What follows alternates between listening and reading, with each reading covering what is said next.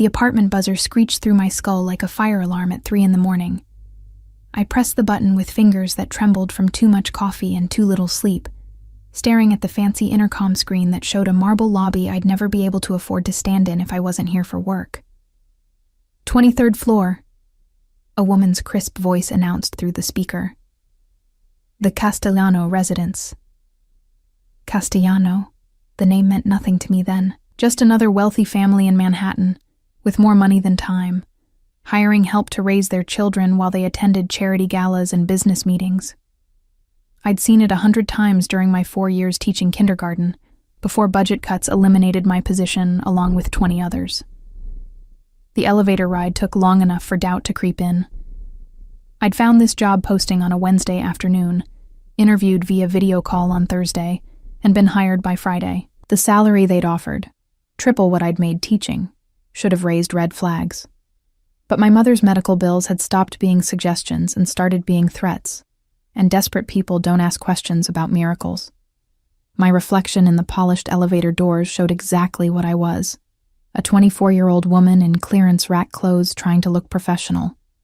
My dark blonde hair was pulled back in a bun that already had strands escaping, and my best blazer, the navy one I'd worn to every job interview for the past 6 months, had a loose button I kept meaning to fix. The Mary Janes on my feet were the comfortable teaching shoes I'd refused to throw away, even though the left one had a scuff mark that wouldn't buff out. The elevator chimed at the 23rd floor, opening directly into a private foyer that made my breath catch. This wasn't an apartment. This was a penthouse that occupied the entire floor, with floor-to-ceiling windows overlooking Central Park and furniture that probably cost more than my entire year's rent. You must be Olivia. A woman in her 50s materialized from a hallway, her gray hair twisted into an elegant chignon, and her black dress speaking of European designers I couldn't name. I'm Mrs. Castellano. The children are in the playroom. Follow me. Mrs. Castellano. The mother? No. Something about her formal bearing suggested housekeeper, or perhaps a relative serving in that capacity. I followed her through rooms that blurred together in a showcase of wealth, marble floors, original artwork, fresh flowers in crystal vases that caught the morning light. The playroom door stood open at the end of the hall, and the chaos that spilled out of it was the first familiar thing I'd encountered. Children's laughter mixed with the sound of blocks crashing, toy cars racing across hardwood, and what sounded like a dramatic reenactment of a battle scene, complete with sound effects. This is where I leave you, Mrs. Castellano said, checking her watch. Mr. Castellano will return this evening. The children's schedule is on the refrigerator, though I suspect you'll need to improvise today. They've been rather energetic since their last nanny left 3 days ago. She disappeared before I could ask why the last nanny had left or how many nannies had preceded her. Warning signs I should have heeded. I stepped into the playroom and was immediately struck by 2 things. First, that this single room was larger than my entire apartment. Second, that it looked like a toy store had exploded inside an Architectural Digest photo shoot. Every educational toy imaginable lined custom-built shelving, but most of them were currently scattered across the floor in what appeared to be the aftermath of a very creative war. 2 children occupied the epicenter of the chaos. A boy who looked about 6 was building an elaborate fortress out of blocks while making explosion noises. A girl who couldn't be more than 4 sat nearby, hosting what appeared to be a very serious tea party for an assortment of stuffed animals, who all looked extremely concerned about world events. Hi there, I said, using my teacher voice, the one that was friendly but firm. I'm Olivia. I'm going to be spending time with you. The boy looked up, suspicion written clearly across features that would be heartbreakingly handsome someday. Dark hair fell across his forehead, and his eyes, a striking gray blue, assessed me with an intensity no 6-year-old should possess. Are you another nanny? I am. The last one left because we were too much trouble, he informed me matter-of-factly. Papa said she had no backbone. The little girl abandoned her tea party to study me with equal intensity. She had the same coloring as her brother, but softer features, and her hair was pulled into 2 braids that were already coming loose. "Are you going to leave too?" The question held so much weight, so much barely concealed hurt, that something in my chest cracked open. How many caregivers had these children watched walk away? "Not planning on it," I said, settling onto the floor in a way that immediately put me at eye level with them. A technique I'd learned worked better than looming over children like a giant. "What are we building here?" The boy's suspicion wavered. "A castle, but it keeps falling down." "May I?" I gestured to the blocks, and when he nodded, I began helping him create a more stable foundation. "You need a wider base, like this. What's your name?" "Marco." He watched my hands, then started copying the technique. "My sister is Julia. Those are beautiful names." I glanced at Julia, who was edging closer. "Italian?" "Papa is from Sicily," Julia offered quietly. "Do you know where that is?" "I do. It's an island in the Mediterranean, with beautiful beaches and ancient ruins." I'd never been further than New Jersey, but I'd spent years reading to children and answering their endless questions. You learned a lot that way. "Have you been there?" "Once," Marco said, his enthusiasm growing as the castle took shape. "Papa has a big house there, and Nonna makes the best biscotti." The morning passed in a blur of activity that was simultaneously exhausting and exhilarating.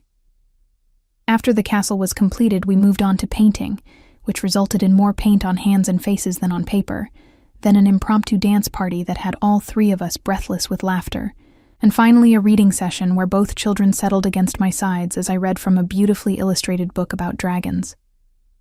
Somewhere during those hours, glitter got involved. I'm still not entirely sure how. One moment we were making cards for their grandmother. The next moment there was glitter in my hair, on my clothes, coating my hands like fairy dust that refused to be contained. Marco and Julia thought it was hilarious, and honestly, so did I. We were in the middle of an epic pillow fight. Julia had declared herself queen of the playroom and was defending her throne against all challengers, when I heard it. Footsteps, heavy, measured, in the hallway outside. The children froze mid-throw, pillows clutched in their small hands.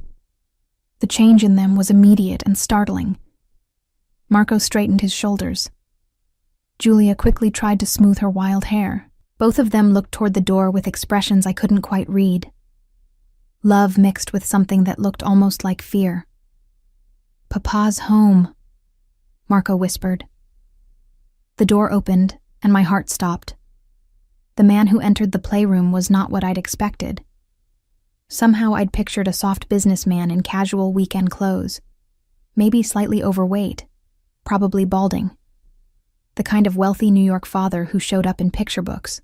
Suit without the jacket, reading glasses, gentle smile. The man standing in the doorway was none of those things. He was tall, well over 6 feet, with the kind of build that suggested he didn't get it from a gym trainer, but from actual physical work. Dark hair that needed a cut, jaw that needed a shave, and eyes that needed nothing because they were already perfect weapons. Those eyes, the same gray-blue as Marco's but harder, colder, swept the room, taking in the scattered toys, the paint-splattered art station, the pillow fortress, and finally landing on me. I was still holding a pillow, covered in glitter, with Julia's crown, made of construction paper and more glitter, tilted sideways on my head. Not exactly the professional image I'd hoped to present. "What?" he said in a voice that managed to be both soft and dangerous.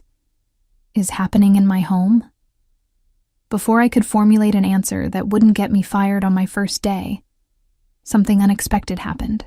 Marco and Julia ran to their father, throwing themselves at him with the unself-conscious joy of children who were deeply, completely loved. He caught them both, and for just a moment, his expression transformed, the hard edges softening, something almost vulnerable flickering in those dangerous eyes. Then they returned to me, and the vulnerability vanished. "Papa, this is Olivia," Julia announced, tugging on his hand.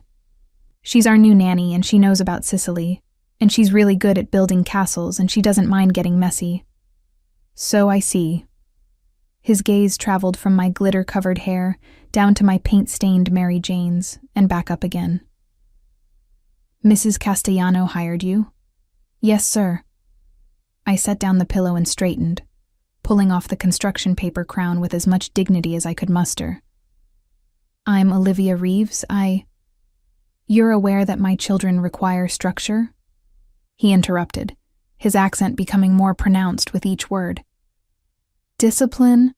Not—" He gestured at the chaos around us. "Whatever this is," something hot and defiant sparked in my chest.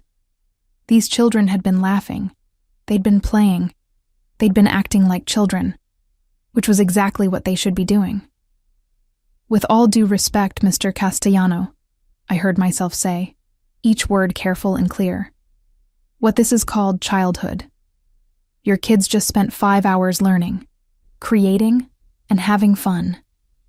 They've had healthy snacks, followed safety rules, and practiced sharing and problem-solving. If you'd prefer a nanny who keeps them silent and still, I'm not your person." The silence that followed was so complete, I could hear my own heartbeat. Marco and Julia's eyes went wide.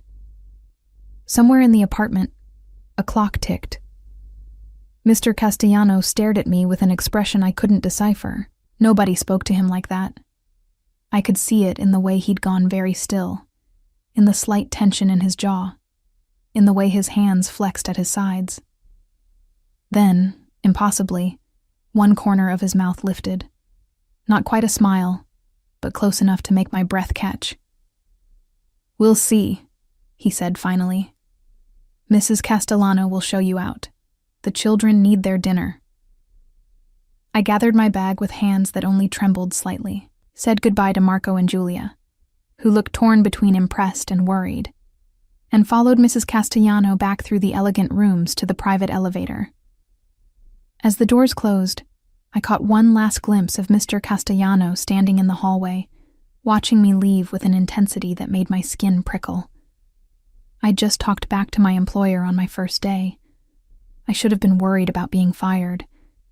Instead, all I could think about was whether I'd see those dangerous gray-blue eyes again. I spent the entire subway ride home, convinced I'd just torpedoed my best chance at solving my mother's medical crisis. The practical part of my brain, the part that had survived 24 years of life with more setbacks than successes, kept replaying my words to Mr. Castellano, cataloging all the ways I'd crossed lines most people knew not to approach. My phone buzzed as I climbed the stairs to my third-floor walk-up in Queens, where the hallway always smelled like Mrs. Chen's cooking from apartment 3C, and the radiator had been making concerning noises since October. Unknown number. "Hello? Miss Reeves." I recognized his voice immediately, that accent wrapping around my last name in a way that made my spine straighten instinctively. "This is Nico Castellano." Nico, not Mr. Castellano. I wasn't sure if that was better or worse. "Mr. Castellano," I replied, fumbling with my keys outside my door. My children haven't stopped talking about you." He said it like an accusation. "Marco wants to know if you'll help him build a drawbridge tomorrow. Julia keeps asking if you're really coming back." I got the door open and stepped into my studio apartment, all 400 square feet of it, with my bed visible from the kitchen and the bathroom door that didn't quite close all the way. The contrast between this space and his penthouse was almost laughable. "I'd like to come back," I said carefully, "if you're willing to give me another chance." Silence stretched between us, broken only by his breathing and the distant sound of traffic on his end. "How much did Mrs. Castellano offer you?" I named the figure, which was already generous by any standard. "I'll double it." My legs gave out. I sat heavily on my bed, which doubled as my couch, and tried to process what he'd just said. That amount of money would not just cover my mother's current bills, but give me breathing room, actual savings, a cushion against the disasters that kept finding me. Why? The question escaped before I could stop it. Because my children need stability more than they need someone who's afraid of me. His voice held something I couldn't quite identify, and because you're the first nanny who's treated them like children instead of expensive accessories. I still think you're making a mistake, I said honestly. I'll probably say something else that offends you within the week. I have a problem with your mouth. He sounded amused now. Yes, I noticed. 8 o'clock tomorrow morning. Don't be late. He hung up before I could respond. I stared at my phone for a long moment, trying to understand what had just happened. Then I called the hospital billing department and made arrangements to start paying down my mother's debt. The next morning, I arrived at exactly 7:55 a.m., determined to prove I could be professional despite yesterday's chaos. I'd even bought a new blazer from the thrift store on my way home. Dark gray, no loose buttons, almost like something a real professional would wear. Mrs. Castellano met me at the elevator with a look that suggested she'd expected me to be a no-show. The children are finishing breakfast. Mr. Castellano would like to speak with you first. His office is the second door on the left. The office matched its owner, expensive, elegant, and slightly intimidating. Dark wood furniture, leather chairs, floor-to-ceiling bookshelves filled with volumes in multiple languages. And there, behind a desk that probably cost more than my car, sat Nico Castellano. In daylight filtering through the massive windows, he was even more striking than I remembered. The scruff on his jaw was intentional rather than neglectful. The white shirt he wore, sleeves rolled to his elbows, top buttons undone, revealed the kind of chest that came from labor, not leisure. Everything about him screamed power, from his posture to the watch on his wrist, to the way he studied me over the rim of his coffee cup. Sit. He gestured to one of the leather chairs. We need to discuss terms. I sat, back straight, hands folded in my lap like a good student waiting for the principal's judgment.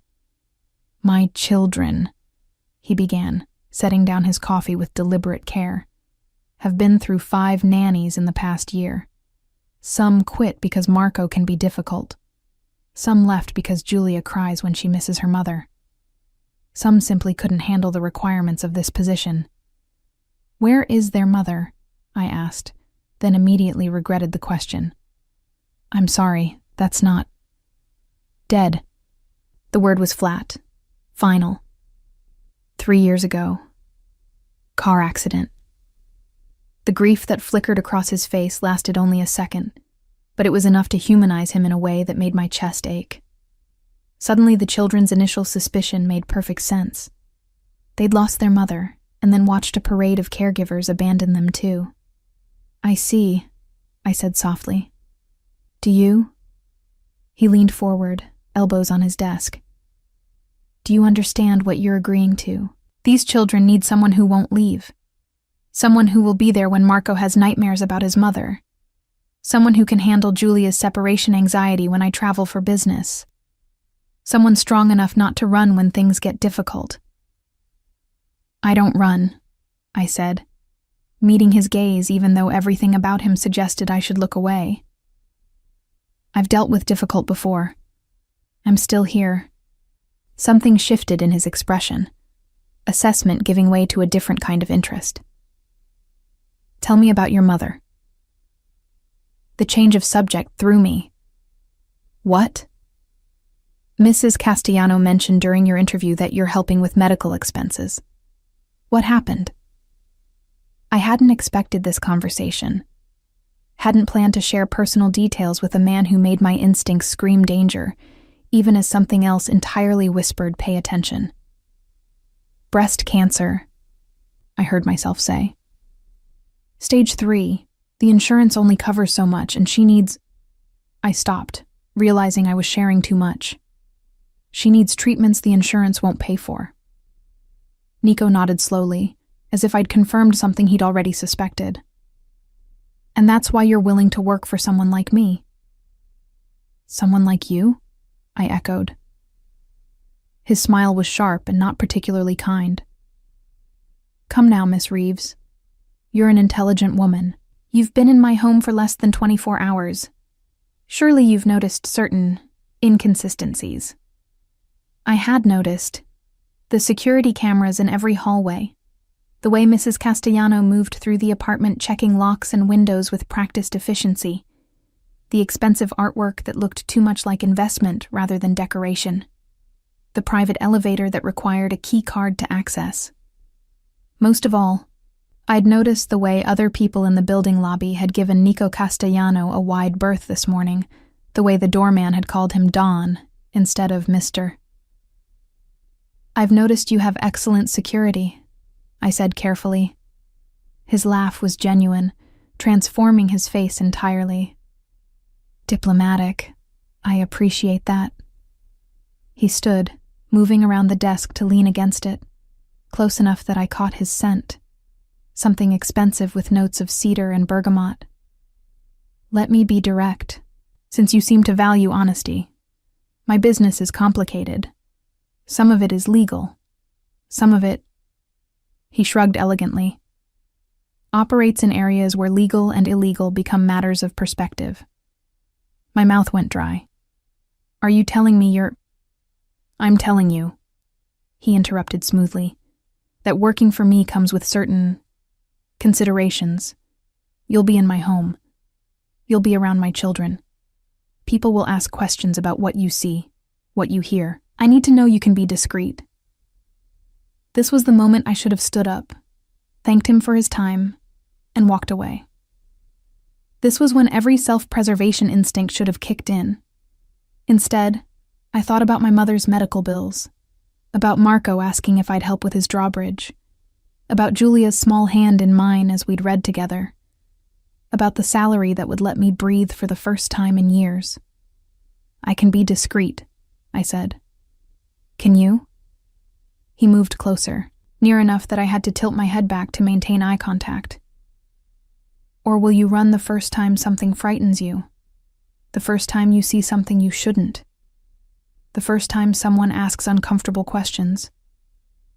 "I don't run," I repeated, this time with steel in my voice. "You said yourself, I'm here because your children need someone who stays. I stay." For a long moment, he simply looked at me. Then he extended his hand. 1 year, full salary, plus medical insurance that will cover your mother's treatments completely. In exchange, you care for my children as if they were your own. You maintain discretion about anything you might observe in this household. And his grip tightened slightly when I took his hand. You don't lie to me about anything, ever. His hand was warm, calloused in places that suggested he did more than sign papers and attend meetings. The handshake lasted a beat too long, his thumb brushing against my wrist in a way that made my pulse jump. "Deal," I managed. He released my hand slowly, deliberately. "Good. The children are waiting for you. And Miss Reeves?" He smiled, and it was the most dangerous thing I'd seen yet. "Welcome to the family." I left his office on unsteady legs, my hand still tingling from his touch, and wondered what kind of family I'd just agreed to join. In the playroom, Marco and Julia were waiting with enough energy to power a small city and absolutely zero knowledge that their father had just turned their new nanny into something else entirely. Something like an accomplice. The first month passed in a whirlwind of routines and revelations. I learned that Marco had his father's strategic mind trapped in a 6-year-old body, that he thought 12 moves ahead during board games and one with a smile that would someday break hearts. I discovered that Julia's tears weren't weakness, but intelligence. She'd learned early that emotions were tools, and she wielded them with precision that should have been disturbing, but was mostly just effective. I learned their rhythms. Marco woke at 6:30 every morning without an alarm, already planning his day. Julia needed 20 minutes of snuggling before she'd consider getting out of bed. They both liked their toast cut into triangles and refused to eat pasta unless it was a specific shape that apparently only existed in Sicily. I learned the household's rhythms too. Mrs. Castellano, whose first name I discovered was actually Rosa, ran the penthouse with military efficiency but genuine warmth. The security team rotated in 8-hour shifts, different faces but the same watchful presence. And Nico. Nico was harder to learn. Some days he was gone before the children woke, returning after they'd gone to bed. Those nights I'd hear him in his office, speaking rapid Italian on phone calls that made his voice turn cold and sharp. Other days he'd surprise us all by appearing at lunch, loosening his tie as he sat down to eat grilled cheese with Marco and Julia, like he had nowhere else in the world to be. He never asked about my mother directly, but the medical bills stopped coming. When I called the hospital to check on the balance, they informed me it had been paid in full and her treatments were covered under an upgraded insurance plan. I'd tried to thank him, but he'd simply said, "We had an agreement," and changed the subject. It was during the second month that things began to shift. I'd just gotten the children settled for their afternoon quiet time. Marco reading in his room, Julia supposedly napping but probably plotting world domination, when I heard voices from Nico's office. Low, tense, in Italian. I shouldn't have listened. That wasn't part of our agreement. Wasn't part of my discretion promise. But then I heard a crash, and instinct overrode caution. I knocked once and pushed the door open to find Nico standing behind his desk, jaw tight, facing down 2 men I didn't recognize. Both were older, expensively dressed, with faces that said they'd seen things I didn't want to imagine. "I said we'll discuss this later," Nico was saying, his voice dangerously quiet. "Don Castellano," one of the men replied, the title making my stomach clench. "This cannot wait. The shipment—" "Mr. Castellano," I interrupted, using the voice I'd perfected for dealing with difficult parents at my old teaching job, pleasant but firm. "I'm sorry to interrupt, but Marco has a question about his homework that he says only you can answer." It was a lie. Marco was reading a book about pirates and hadn't mentioned homework once, but something about the tension in the room made my protective instincts flare, and those instincts didn't distinguish between the children in my care and their father. All 3 men turned to look at me. The 2 strangers' expressions ranged from surprise to something that might have been amusement. Nico's face showed nothing, but his eyes, those gray-blue eyes that I'd learned to read better than I should, held something that looked almost like relief. "Gentlemen," he said, not breaking eye contact with me. "We'll continue this conversation later. Stefano, Marco's homework awaits." The men left with minimal protest, though I caught one of them murmur something in Italian that made the other chuckle. When the door closed behind them, Nico circled his desk with slow, measured steps. "Marco doesn't have homework," he observed. "I know." I crossed my arms. "But you look like you needed an exit." "Did I?" He moved closer, and I fought the urge to step back. "Or did you just insert yourself into a situation you couldn't possibly understand?" "I understand body language," I countered. "I understand when someone's outnumbered. And I understand that whatever they wanted, you weren't comfortable discussing it right then." Something flickered in his expression. Surprise, maybe, or respect. "You should go back to the children." "I should," I agreed, but didn't move. "Are you all right?" The question seemed to catch him off guard. For a moment, the hardness in his face cracked, revealing something raw and exhausted underneath. "Do you know what my father used to say?" he asked instead of answering. "That we build empires to protect the people we love, but sometimes the empire becomes a prison of its own making." I thought about that, about this penthouse fortress, about the security cameras and the rotating guards, and the way Nico carried himself like a man constantly at war. You could walk away. His laugh was bitter. Could I? And what happens to Marco and Julia then? What happens to the people who depend on me?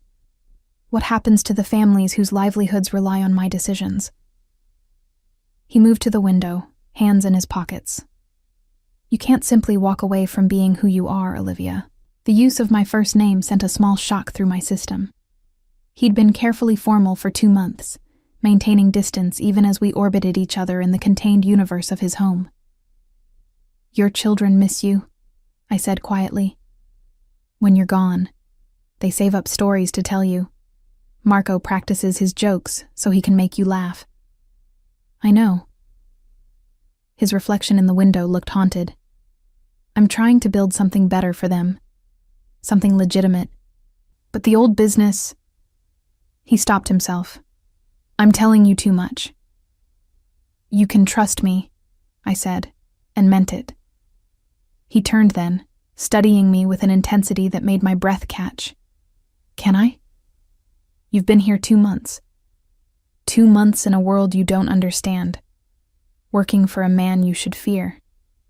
I don't fear you. You should. I don't, I repeated, moving closer without thinking about it. I see how you are with your children. How you protect them. How you're trying to give them a normal life in the middle of all this. That's not someone to fear. That's someone to respect. The space between us had somehow shrunk to inches. I could see the slight stubble on his jaw, the tiny scar above his left eyebrow, the way his pupils dilated as he looked at me. Olivia, he started. Papa! Julia's voice called from down the hall. Olivia, come quick. Marco's pirate ship is stuck on the bookshelf. The spell broke. Nico stepped back, running a hand through his hair. You should go. The pirates await.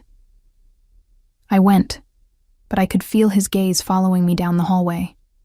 That evening, after the children were asleep, I found a note on the kitchen counter in bold, decisive handwriting. Thank you for the rescue. N. Such a small thing. Barely a sentence. But I kept that note in my pocket for the rest of the week, pulling it out when I needed to remind myself that beneath the dawn, beneath the dangerous businessman, there was a man who'd learned to say thank you to someone who didn't run when things got complicated. The 3rd month brought my first real test. I was walking with Marco and Julia in Central Park, Mrs. Castellano trailing discreetly behind as she always did when we left the penthouse, when I noticed a man taking pictures. Not of the park, of us, of the children. Every teacher instinct I'd ever developed screamed danger. Marco, Julia, I said calmly, taking each of their hands. Let's go feed the ducks by the fountain. I steered them toward the fountain where more people were gathered, where Mrs. Castellano could close the distance, where the photographer would have a harder time staying unnoticed. My phone was already out, texting the number Nico had given me for emergencies. In the park. Someone's watching the children, heading to fountain. The response was immediate. Don't move. Help is coming. Olivia? Marco asked, sensing my tension. What's wrong? Nothing, sweetheart. Just being careful. I kept my voice light even as I scanned the crowd, tracking the photographer who was now speaking urgently into his phone. This was what Nico had meant. This was the danger that came with his name, his position. I'd agreed to discretion, but I hadn't fully understood what that discretion would protect them from. Mrs. Castellano reached us first, her face tight. Stay close. 3 security men appeared from different directions. I recognized 2 from the penthouse rotation. They moved with practiced efficiency, 2 creating a barrier between us and the photographer, while the 3rd guided us toward a waiting car. We were back at the penthouse within 15 minutes.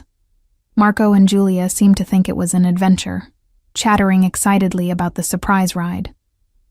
I was shaking. Nico was waiting in the foyer when we arrived, still in his work clothes, but somehow looking more dangerous than I'd ever seen him. His gaze went immediately to the children, checking them over with swift efficiency before landing on me. Take Marco and Julia to the playroom, he said quietly. Mrs. Castellano will be with you shortly. I wanted to argue. wanted to know who that man was and what he wanted. But the children needed normal, needed to feel safe, so I nodded and led them away from whatever storm was about to break. An hour later, Nico appeared in the playroom doorway. The children were absorbed in a building project, giving him a perfect opportunity to gesture me into the hallway. "You did well," he said without preamble. "Quick thinking, correct protocol." Who was he? A reporter, looking for leverage. His jaw tightened. He won't be a problem again. I didn't ask what that meant. Didn't want to know. "This is my life," Nico continued, voice low. "This is what I meant about understanding. People will always be looking for weaknesses, for ways to hurt me. My children." He stopped, drew a breath. "You protected them today. Not just their safety, but their innocence. You didn't scare them. That's my job." "No." He moved closer, and I caught that cedar and bergamot scent again. "Your job is to supervise them. What you did today was mothering. There's a difference." The word settled between us, weighted with meaning neither of us was ready to examine. "They're wonderful children," I said quietly. "Anyone would. Not anyone." He cut me off gently. You stayed calm. You thought strategically. You protected them without making them afraid." His hand came up, hesitating before tucking a strand of hair behind my ear. "Thank you." His touch lingered, thumb brushing my cheekbone, and suddenly the air between us felt charged with something that had nothing to do with danger and everything to do with possibility. "Nico," I whispered, not even sure what I was asking for. "I know," he said, reading the question I hadn't voiced. His hand fell away. "But you work for me. You care for my children. We can't." "I know," I echoed. But as I returned to the playroom, I understood that something had fundamentally shifted. We'd crossed a line neither of us could name, into territory that was dangerous for entirely different reasons than security threats or family empires. I was falling for my employer.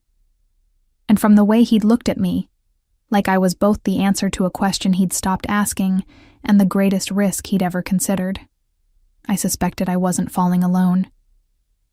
The 4th month started with Julia's 5th birthday party.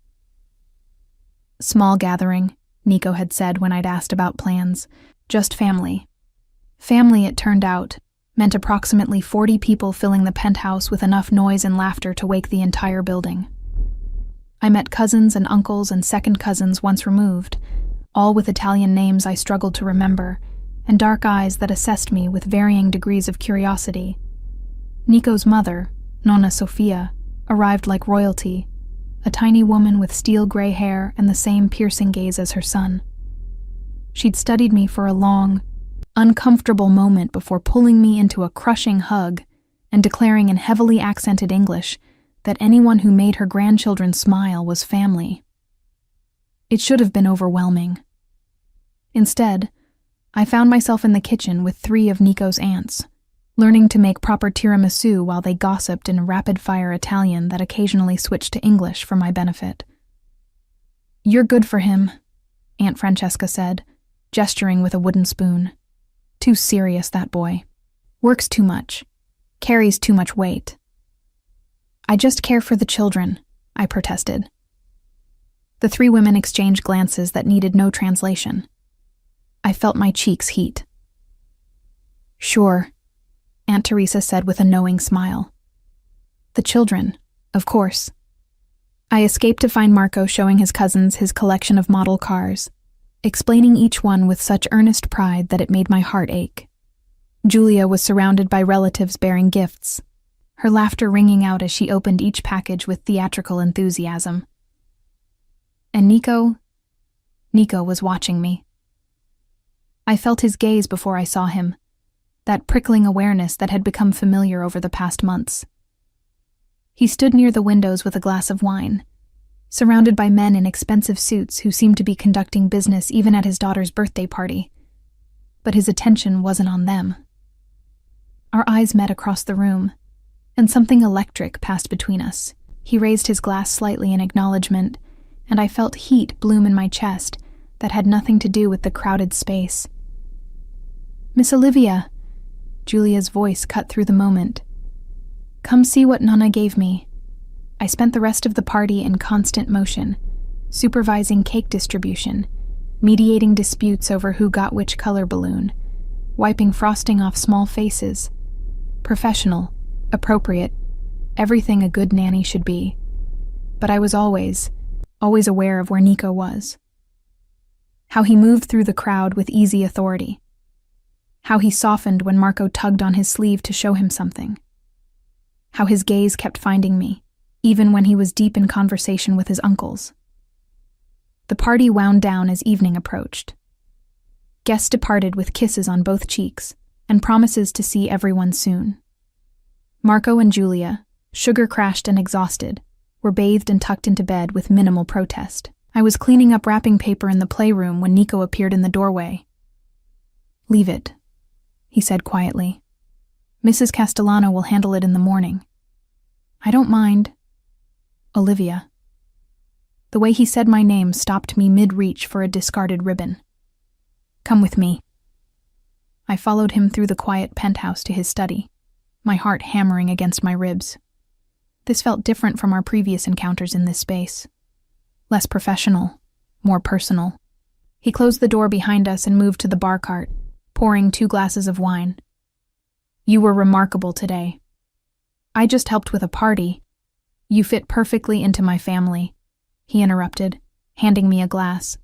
"My mother adores you. My aunts are already planning our wedding in their heads." I nearly choked on the wine. "What?" He smiled, but it didn't quite reach his eyes. "Italians. They see a single man and a woman who's good with his children, and suddenly it's a romance novel." He took a long drink. "Even though they all know better." "Know better?" My voice came out smaller than I intended. "Know that you deserve better than someone like me." He set his glass down with deliberate care. "Someone whose phone doesn't ring at 3 a.m. with crises. Someone who doesn't need security teams following his children to the park. Someone who can give you a normal life." "I never asked for normal," I said, surprised by my own honesty. The wine had loosened something inside me, or maybe it was just the cumulative effect of 4 months spent in orbit around this man, pretending I didn't feel the gravitational pull between us. "You should." He moved closer, and suddenly we were back in that charged space we'd occupied in the hallway after the park incident.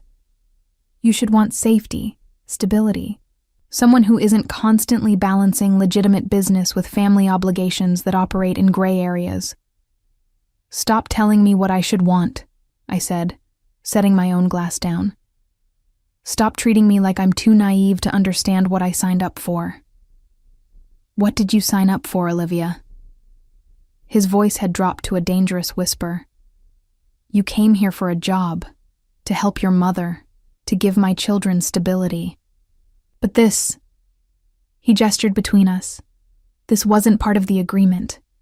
"No," I agreed, my pulse racing. "It wasn't." We stared at each other across 3 feet of charged air. I could see his internal battle playing out, duty warring with desire, protection instincts clashing with something more primal. The same battle I'd been fighting every time he smiled at something Marco said, every time he gentled his voice for Julia, every time I caught him watching me with that expression that made my breath stop. "Tell me to back away," he said quietly. "Tell me this is inappropriate, that I'm your employer, and you're my employee, and we need to maintain boundaries." "I can't," I whispered. Something broke in his expression. He closed the distance between us in 2 strides, and then his hands were cradling my face and his mouth was on mine. The kiss was nothing like I'd imagined. Not gentle or testing, but hungry, almost desperate. Like he'd been holding back for so long that the dam had finally burst. His lips moved against mine with practiced skill, but there was emotion beneath the technique, something raw and real that made my knees weak. I grabbed his shirt for balance, my fingers finding the warm skin where he'd left buttons undone. He made a sound low in his throat, pulling me closer until there was no space between us. One hand threaded through my hair while the other settled at my waist, possessive and sure. When we finally broke apart, both breathing hard, he rested his forehead against mine. "We can't," he started. "I know," I said. "The children. I know. This complicates everything. I know." He kissed me again, softer this time, almost reverent. "Tell me to stop." "I can't," I repeated. "I don't want to." His thumb traced my lower lip. "What are we doing, tesoro?" The endearment in Italian sent warmth flooding through me. "I don't know, but I'm not running." "You should. Then you shouldn't have hired someone so stubborn." That pulled a real laugh from him, his whole face transforming. "Fair point." We stood there in his study, wrapped in each other's arms, while reality slowly reasserted itself around us. This changed everything. We'd crossed a line that couldn't be uncrossed. "The children can't know," he said finally. "Not yet. Not until we understand what this is." "Agreed. And if it doesn't work..." His jaw tightened. "If this falls apart, they've already lost so much. I won't let them lose you too." The protectiveness in his voice, the way he put Marco and Julia first even in this, made me fall a little harder. "It won't fall apart," I said with more confidence than I felt. "You can't promise that." "No," I admitted, "but I can promise I'll fight for them, for us. I don't run, remember?" He kissed my forehead, gentle and sweet. "I remember." The next morning started like any other, except for the electricity that crackled whenever Nico and I were in the same room. Marco noticed first, of course, his father's son in every way, including observation skills. "Why are you smiling weird?" he asked me over breakfast. "I'm not smiling weird," I protested. "Yes, you are." He squinted at me. "And Papa keeps looking at you." From his position by the coffee maker, Nico choked slightly on his espresso. Our eyes met, and I had to work very hard not to smile wider. "Papa always looks at everyone," Julia said, with the supreme logic of a 5-year-old. "That's how seeing works." Marco rolled his eyes at his sister, but let the subject drop in favor of planning his day's activities. Mrs. Castellano, however, missed nothing. As she cleared the breakfast dishes, she caught my eye and gave me the smallest nod, approval or acknowledgement. I wasn't sure which. Either way, it felt like a blessing. The 5th month passed in a delicate dance of maintaining normalcy for the children while navigating our new reality. Stolen kisses in the hallway when Marco and Julia were occupied. Nico's hand finding mine under the dinner table. Late-night conversations in his study after the children were asleep, where we talked about everything and nothing. His childhood in Sicily, my dreams of opening my own school someday, the weight of responsibility we both carried. "I never thought I'd have this again," he told me one night, his arms wrapped around me as we sat on his study's leather couch. After losing Maria, his late wife's name came out rough. "I thought that part of my life was over, that I'd focus on the children and the business and nothing else." "Tell me about her," I said quietly. He was silent for a long moment. "She was my parents' choice, an arranged marriage, very traditional. We were friends more than lovers. She gave me 2 beautiful children and died too young." His voice tightened. "The accident was meant for me. Wrong place, wrong time. She paid the price for my enemy's vengeance." I turned in his arms to look at him, seeing the guilt he carried. "You can't blame yourself for that." "Can I?" His laugh was bitter. "I chose this life. She didn't sign up to die for it." "And I did," I challenged. "Sign up for this? The danger? The complications? That's different." "How?" I cupped his face, making him look at me. How is it different? Because I knew what I was walking into. Nico, I chose you. I choose you. Every day. He kissed me then, deep and thorough, like he was trying to communicate everything words couldn't express. When we broke apart, his eyes held something I hadn't seen before. Hope. I want to introduce you properly, he said, as more than Marco and Julia's nanny. To my business associates, my family. I want them to know you're mine. Mine. The possessiveness should have bothered me. Instead, it sent heat pooling in my stomach. What about the children? I asked. When do we tell them? Soon. He pressed his lips to my forehead. When we're sure this is permanent. When I can promise them they won't lose you. You can promise that now. Can I? He pulled back to look at me seriously. My world isn't safe, Olivia. I'm trying to legitimize the business, to move away from the old ways. But there are still threats. Still people who would hurt you to hurt me. Then we'll be careful, I said. But I'm not leaving. You need to understand that, Nico. Whatever comes, I'm not running.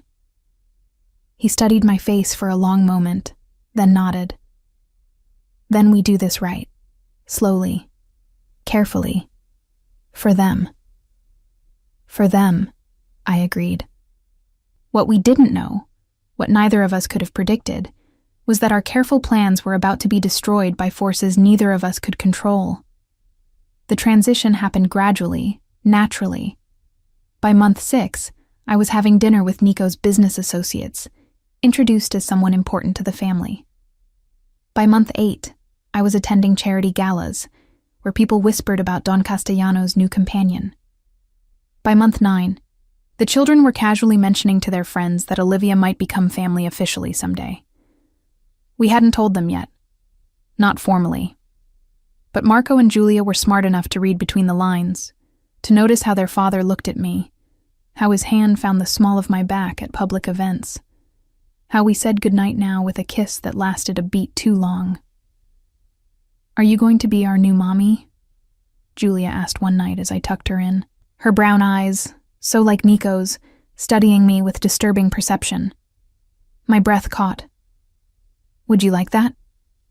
She thought about it seriously. I loved Mama. I don't really remember her much, but I loved her. I know, sweetheart. That's okay. But, she twisted the edge of her blanket. I love you too. Is that okay? Tears burned my eyes. That's more than okay. That's perfect. She smiled then, satisfied, and settled into sleep. I found Nico waiting in the hallway, his expression soft in the dim light. You heard? I whispered. He nodded. And? I think we should tell them, officially.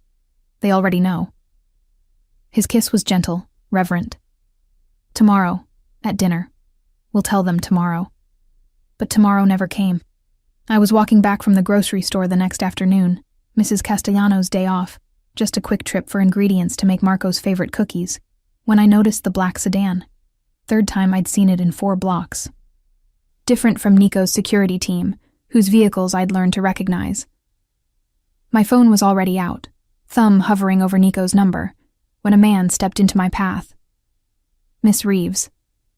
He was average height, average build, completely forgettable except for the cold calculation in his eyes. We should talk. I don't think so. I tried to step around him, but 2 more men materialized from doorways, boxing me in. Mr. Gambino would like a word.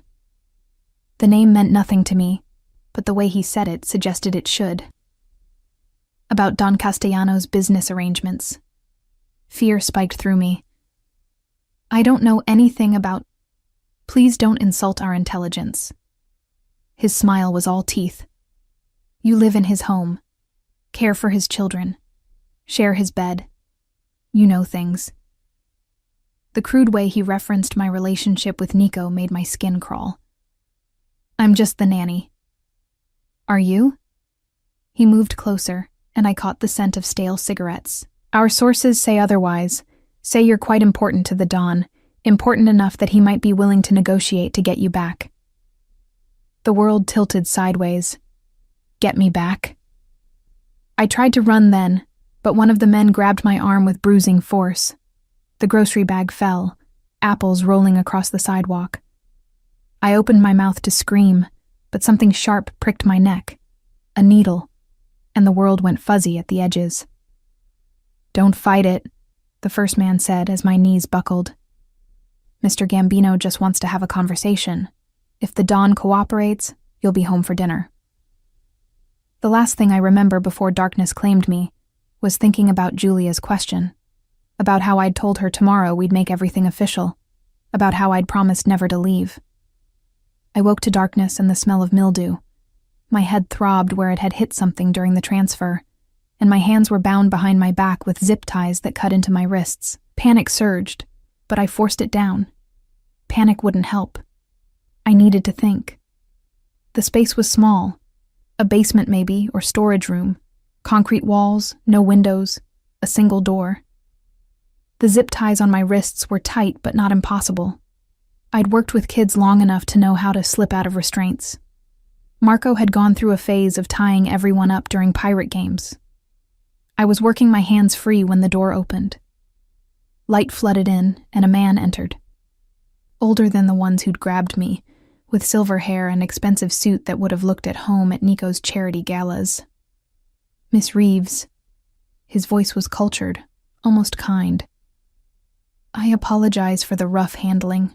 My associates can be overzealous. You kidnapped me, I said, managing to keep my voice steady. I invited you to a meeting. He pulled up a folding chair and sat, gesturing to someone outside. Another man brought in a second chair and cut my zip ties, though 2 guards remained by the door. Let's talk about Nico Castellano. I don't know anything about his business.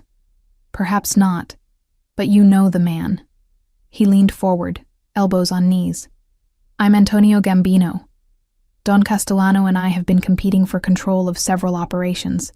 Shipping, primarily. He's been undercutting my prices, stealing my clients, making me look weak. That's not my problem. His smile was cold. It is now, because the man who claims to be transitioning to legitimate business is still operating in my territory, still making deals that cut into my profits. And he needs to be reminded that actions have consequences. Understanding dawned with sickening clarity. You're using me to threaten him. To negotiate, he corrected. He backs off my operations, stops his expansion into my territories, and you go home safely. Simple business. I won't help you. You don't have to help. He stood, brushing imaginary lint from his sleeve. You just have to exist. Your value isn't in what you know, Miss Reeves. It's in what you mean to Don Castellano. He left, and the guards locked the door behind him. I immediately resumed working my newly freed hands, feeling along the walls for any weakness, any potential escape route. They'd underestimated me. First mistake. They'd left me alone. Second mistake. They'd assumed I'd sit quietly and wait to be rescued. Third and final mistake. I'd told Nico I didn't run. That was true. But I also didn't sit still when people I loved were in danger. Somewhere above me, I heard shouting. Then gunfire. I pressed myself against the wall, heart hammering. The door burst open. Not Gambino's men, but ones I recognized. Nico's security team.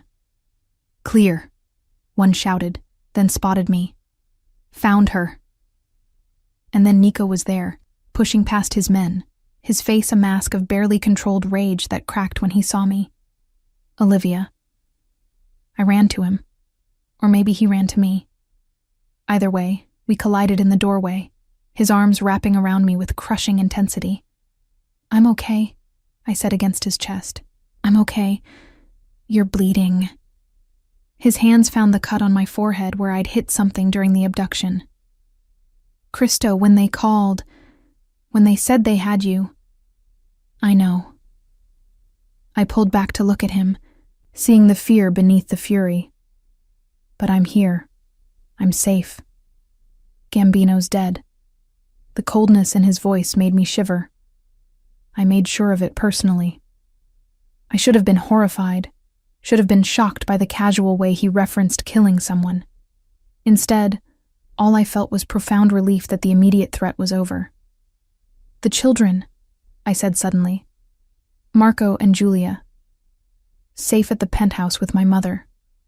He cupped my face, forcing me to meet his eyes. You're never leaving my sight again. Do you understand? Never. Nico, I can't lose you. His voice broke on the words. I already lost Maria. I won't. I kissed him, cutting off the spiral of panic. You won't.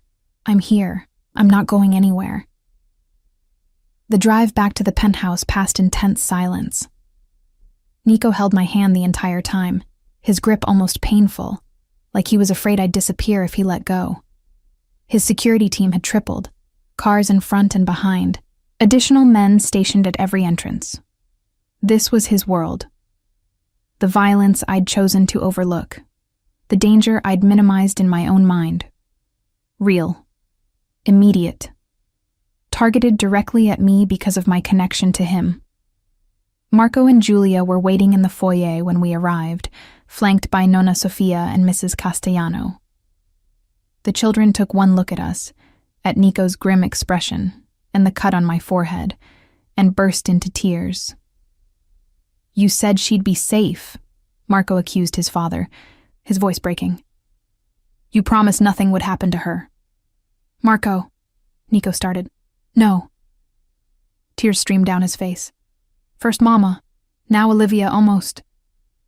I knelt down, ignoring my shaking legs, and pulled both children into my arms. I'm here. I'm safe. Your papa saved me. But they took you, Julia sobbed. The bad men took you like they took Mama. My eyes met Nico's over the children's heads. This was the price of his world. Not just physical danger, but the trauma of knowing people you loved could be stolen at any moment. Listen to me, I said firmly, pulling back to look at both of them. Sometimes bad things happen. Your papa can't always prevent them, no matter how hard he tries. But he will always come for us. He will always fight to bring us home. Do you understand? Marco scrubbed at his eyes. But what if next time? There won't be a next time, Nico said, his voice hard with conviction. I'm done with the old business. Completely done. No more operations in gray areas. No more territorial disputes. Just legitimate business from now on. You can't just walk away, I said quietly. Watch me. He looked at Nonna Sofia. Mama, call the family. Tell them I'm divesting from all the old operations. They can split my territories however they want. I'm out. His mother's eyes widened. Nico, you can't. I can and I will. He looked at me, at the children. My family is more important than any empire. The next weeks were a controlled chaos of meetings, negotiations, and careful exits from businesses that had defined the Castellano name for generations. Nico worked with lawyers to legitimize everything that could be legitimized and sell off everything that couldn't. His uncles protested. His cousins called him a fool. But he held firm. You're giving up millions, one of his associates said during a tense meeting I overheard. Years of building. And gaining what? Nico cut him off. My children's safety? My peace of mind? The ability to walk down the street with the woman I love without looking over my shoulder for threats? The woman I love. He'd said it casually, in front of his business associates, like it was simply fact. Not a declaration or a question, but a statement of reality. Later that night, after the children were asleep and the penthouse was quiet, I found him on the terrace overlooking the city. You didn't have to do all that, I said, sliding into his arms. Walk away from everything. Yes, I did. He pressed his lips to my hair. The moment I realized I loved you more than I feared losing power, the choice became simple. I never asked you to choose. I know, but I'm choosing anyway. He tilted my face up to his. Marco's right. I can't protect you from everything, but I can minimize the risks. I can build something legitimate that doesn't require looking over our shoulders constantly. It won't be easy, I warned. Starting over, building something new. He smiled, a real smile, warm and unguarded.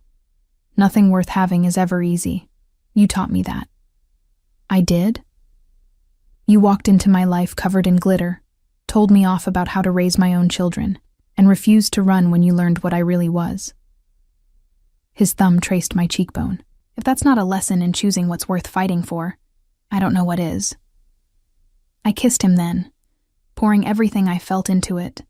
Relief that he was safe, pride that he'd chosen us, love that had grown from cautious affection into something fierce and unshakable. When we broke apart, he rested his forehead against mine. Marry me. My heart stuttered. What? Marry me, officially. Not just for the children, though they'd be thrilled.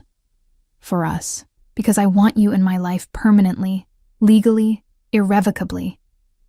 That's not very romantic, I teased, even as tears gathered in my eyes. Olivia Reeves. He pulled back, taking both my hands.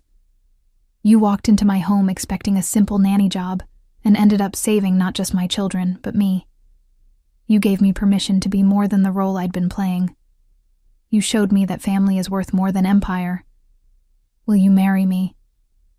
Yes, I whispered. Yes, of course yes. His kiss was everything, relief and joy and promise. When we finally returned inside, hand in hand, Marco was standing in the hallway in his pajamas. I heard, he said, trying to look stern but failing as a smile broke through. You're really staying? I'm really staying. He nodded once, satisfied, then surprised us both by throwing his arms around my waist. Good, because we already told everyone at school you were going to be our mom. Over his head, Nico and I shared a look, part exasperated, part amused, completely in love. This chaotic, complicated, beautiful family was mine now. And I wasn't running anywhere. The wedding happened 6 weeks later in Nico's family's church in Sicily, with Marco as best man and Julia as flower girl. I wore my mother's restored wedding dress, simple lace that had been yellowed with age until Nonna Sofia had worked some Italian magic on it. Nico wore a tailored suit that made him look like he'd stepped out of a classic film. But the most important part wasn't the ceremony or the celebration after. It was the moment during our vows when Nico turned to Marco and Julia, who stood beside us at the altar. I promise, he said, his voice carrying through the small church, to be not just a husband to Olivia, but a father who puts family first. To build a life where you never have to fear losing the people you love. To show you that strength isn't about power or control, but about knowing what's worth protecting. Julia was crying, happy tears this time. Marco was trying not to, his jaw set in determination, until I reached out and pulled him into our circle. Then the tears came for him too. We weren't just joining two lives. We were officially becoming the family we'd been building all along. My mother attended the wedding, her treatment successful enough that she could travel. She'd been overwhelmed when I'd told her about Nico, worried about the danger, the complications. But watching him with the children during the reception, seeing how he'd transformed his entire life to keep us safe, she'd pulled me aside. That man worships you, she said, squeezing my hand. I can see it in every look, every touch. You chose well, baby. I chose dangerously, I corrected. Sometimes the same thing. She smiled. Sometimes the people worth loving are the ones who scare us a little because of how much they can change our lives. The reception lasted until dawn, filled with too much food, too much wine, and too many cousins trying to teach me traditional dances. Nico's family had accepted me completely, not as a replacement for Maria, but as my own person, with my own place in their hearts. Around 3 a.m, I found myself on the terrace of the family villa with a glass of champagne, watching the Mediterranean stars. "Tired?" Nico asked, coming up behind me and wrapping his arms around my waist. Exhausted. I leaned back against his chest. Happy, terrified, all of it at once. Second thoughts? Not even a little bit. I turned in his arms, just processing that this is my life now, that I'm married to you, that Marco and Julia are officially mine. "The paperwork's already filed," he confirmed. "You're their legal mother as of this morning. My lawyer rushed it through before the wedding." Tears pricked my eyes for approximately the 100th time that day. "You didn't tell me. Wanted it to be a wedding gift." He kissed my forehead. "They're yours, Olivia. Legally, completely, irrevocably." I couldn't speak past the emotion clogging my throat, so I just held him, breathing in cedar and bergamot and the salt air, feeling more complete than I'd ever imagined possible. We returned to New York 2 weeks later to discover that Nico hadn't been exaggerating about walking away from the old business. His offices had been transformed. New staff, new focus, new operations entirely. The Castellano Corporation was now investing in legitimate real estate development, tech startups, and philanthropic ventures. "It's boring," one of his cousins complained during a family dinner. "You're basically a regular businessman now." "Exactly." Nico squeezed my hand under the table. "That's exactly the point." The transition wasn't seamless. There were threats from former rivals who felt he'd abandoned agreements. There were family members who resented his choice to go legitimate. There were nights when security had to be heightened, when I caught him staring out the penthouse windows with the weight of old decisions heavy on his shoulders. But he never wavered. Never looked back. "Do you miss it?" I asked him one night, 3 months after the wedding, as we lay in bed. The power, the control, the empire. He was quiet for a moment. "Sometimes I miss the simplicity of it. The clear lines between friend and enemy, ally and threat. But then I look at Marco thriving at school without constant security shadows. At Julia laughing without that undercurrent of fear. At you sleeping peacefully instead of jumping at every strange noise." He kissed my temple. "This is better. This is real." 6 months into our marriage, I discovered I was pregnant. The test sat on the bathroom counter, 2 pink lines staring accusingly at me while I tried to process what they meant. Another child. Ours together, biologically and completely. Marco and Julia's sibling. I'd assumed my family was complete. The children I'd fallen in love with, the man I'd married. It had seemed like enough. More than enough. But now... "Olivia?" Nico's voice came through the bathroom door. "Everything all right?" I opened the door to find him standing there, concern etched in his features. In response, I handed him the test. He stared at it for a long moment, his expression unreadable. Then he looked up at me, and I saw it. Pure, uncomplicated joy. "You're sure?" 3 tests, all positive. He pulled me into his arms, holding me so tightly I could barely breathe. "A baby. Our baby." "Are you happy?" I asked against his chest. "I know we didn't plan." "Plan?" He pulled back to look at me, cupping my face. "Tesoro, nothing about us has ever been planned. You weren't planned. The way I fell in love with you wasn't planned. This family we've built certainly wasn't planned. But it's all been perfect." Telling Marco and Julia was terrifying and wonderful in equal measure. They were 8 and 6 now, old enough to understand what a new sibling meant. "Will you still love us?" Julia asked quietly, her hand instinctively finding her brother's. "When the new baby comes?" I knelt down to their level, Nico crouching beside me. "Remember when Papa and I got married, and we talked about how love doesn't divide, It multiplies? Marco nodded slowly. This is like that, Nico explained. The new baby won't take love away from either of you. It will just add more love to our family. Will it be a boy or girl? Marco asked, warming to the idea. We don't know yet, I admitted. I hope it's a girl, Julia decided. Boys are annoying. Hey, Marco protested, but he was smiling. Then, more seriously, does this mean you're our real mom now? Not just legally, but actually? What do you think? I asked softly. He thought about it, his young face serious. I think you became our real mom the first day you didn't run away when things got messy. And you've been choosing to stay ever since. The wisdom in his words, so far beyond his 8 years, made my heart ache. You're absolutely right. The pregnancy was remarkably smooth, nothing like the horror stories I'd heard. Nico was attentive to the point of being ridiculous, insisting on accompanying me to every appointment and reading every parenting book he could find, even though he'd already raised 2 children.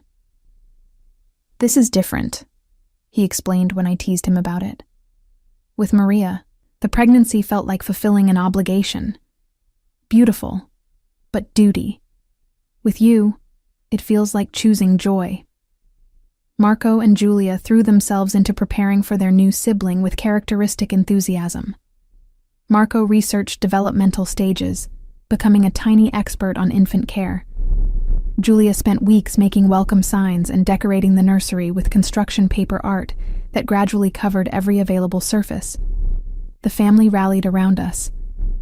Nonna Sofia arrived a month before the due date, taking over the kitchen and filling the penthouse with the smells of her cooking.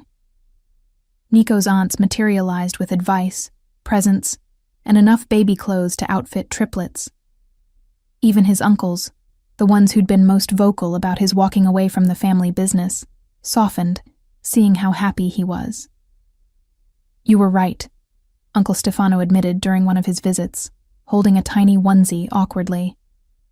About choosing family, I see it now. Isabella Castellano was born on a clear October morning, exactly 2 years after I'd first walked into the penthouse covered in glitter. She had Nico's dark hair and my green eyes, and from the moment Marco and Julia first held her, she became the center of their universe. She's so small, Julia whispered, carefully supporting Isabella's head just like we'd taught her. Was I this small? Smaller, Nico assured her. You were early, gave us quite a scare. Marco was more cautious, but the love in his face was unmistakable. Can I help feed her? You can help with everything, I promised. She's your sister. You're going to teach her everything you know. That first night home, with Isabella sleeping in her bassinet between our bed and the door, I found myself wide awake despite my exhaustion. Nico stirred beside me. Can't sleep? He murmured, just watching her. I reached for his hand, thinking about how different my life is from 2 years ago. Regrets? Not a single one. I looked at him in the darkness. I applied for a nanny job because I was desperate. I stayed because I fell in love. With your children, with your chaotic family, with you. And now look at us. He pulled me closer, careful not to jostle Isabella. We're disgustingly happy. Completely. A reformed mafia boss playing at legitimate business. Succeeding at legitimate business, I corrected. A kindergarten teacher turned mother of 3. A family nobody could have predicted. Perfect, he finished. Absolutely perfect. 5 years passed in a blur of school plays, birthday parties, family dinners, and business expansions. Nico's legitimate ventures thrived, particularly his investment in tech startups and his philanthropic work. The Castellano Foundation, with me as director, became one of the city's largest charitable organizations. Funding education programs and medical assistance for families like mine had been. Marco grew into a thoughtful teenager who wanted to study international relations. Julia discovered a talent for art that reminded me of her creativity during our first pillow fight war. And Isabella.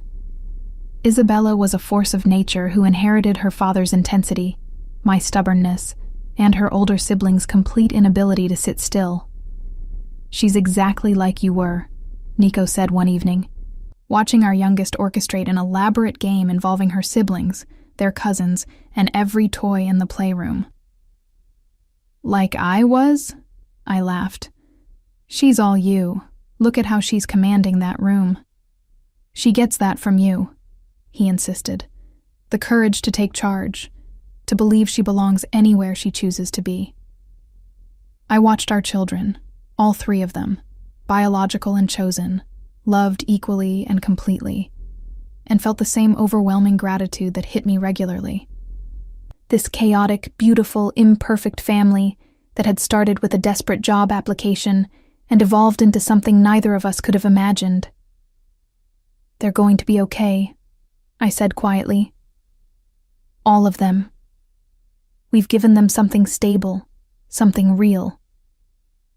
Nico pulled me close. "We've given them a family that proves love is a choice, that choosing each other, every single day, is what makes it real." On our 5th anniversary, Nico surprised me by taking me back to the penthouse playroom where we'd first met. It had been updated over the years, age-appropriate toys for growing children, a homework station, a reading nook. But the bones of it remained the same. "This is where it started," he said, gesturing around us. "Where you walked in covered in glitter and told me exactly how my children should be raised. And you hired me anyway. I hired you because of it." He moved closer. "Because you saw what mattered. Not the empire, not the power, not the name. Just the children who needed someone to stay. I stayed. You did more than stay." He pulled me into his arms. "You taught me that family isn't about bloodlines or empires passed through generations. It's about choosing each other, fighting for each other, building something together that's stronger than what we could build alone." From down the hall, we heard Isabella's shriek of laughter followed by Marco's exasperated, "Julia, stop teaching her that!" And Julia's innocent, "What? She asked me to." "Our family's loud," I observed, smiling. "Our family's perfect," he corrected. And standing there in the playroom where our story began, surrounded by the evidence of children's chaos and love, I couldn't disagree. This wasn't the life I'd planned. It was better. Not because it was easy. It wasn't. Not because it was safe. We still had security, still dealt with occasional threats from Nico's past. Not because it was simple. Blending family and business and old wounds with new beginnings never was. But because every morning, we chose this. Chose each other. Chose the mess and the laughter and the challenge of building something real. I'd walked into this penthouse 2 years ago desperate and afraid, looking for a job. I'd found a family instead.